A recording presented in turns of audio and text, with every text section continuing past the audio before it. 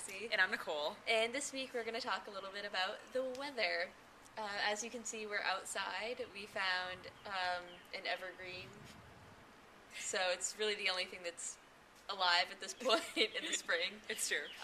But I guess, what are some reasons we want to talk about the weather online?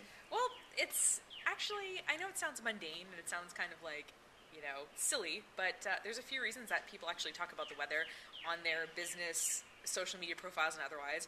One is it's this shared reality. So whether, depending, no matter your job or whether you have 6 kids or not, everybody in a particular geographic location is dealing with the same weather.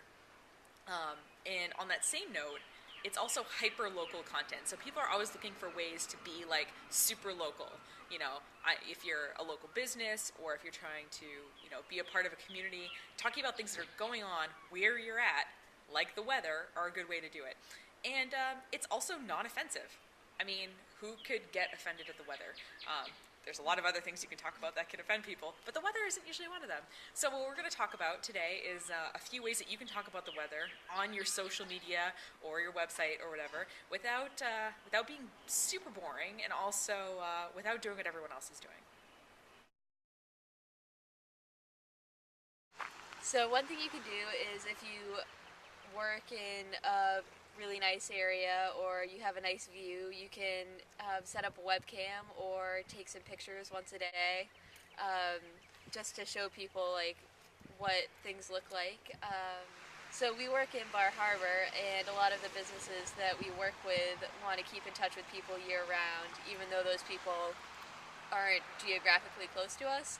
So taking a picture once a day throughout all the seasons kind of helps remind them, like, oh, I was just there last summer, I guess that's what it looks like in the winter, kind of thing. Or, oh, that's what it looks like when there's snow on the ground.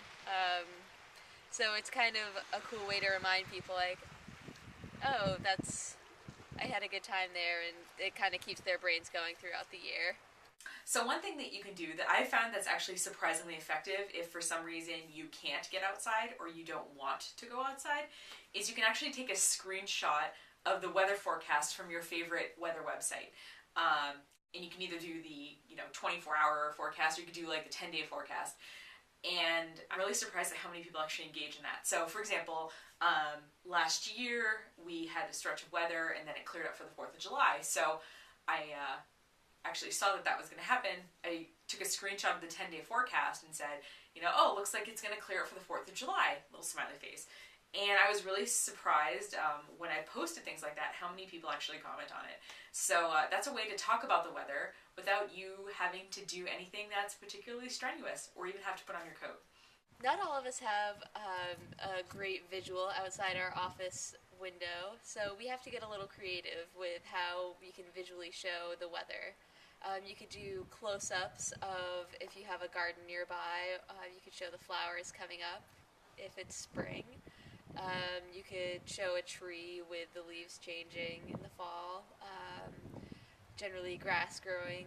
We've seen a lot of people in the winter go out and stick a ruler in a snowbank, and you can see how high the snowfall is, which is kind of neat. So just generally trying to find ways that if you don't have a great, huge view, you can kind of show people what the weather is. Almost 4 inches. 4 inches? That's crazy! So I hope this was helpful, because as you see, you can talk about the weather without being super lame. And if you have any questions or any ideas for future videos, you can leave a comment on this video or visit our website at breakingeveninc.com. Alright, see you next time. Bye!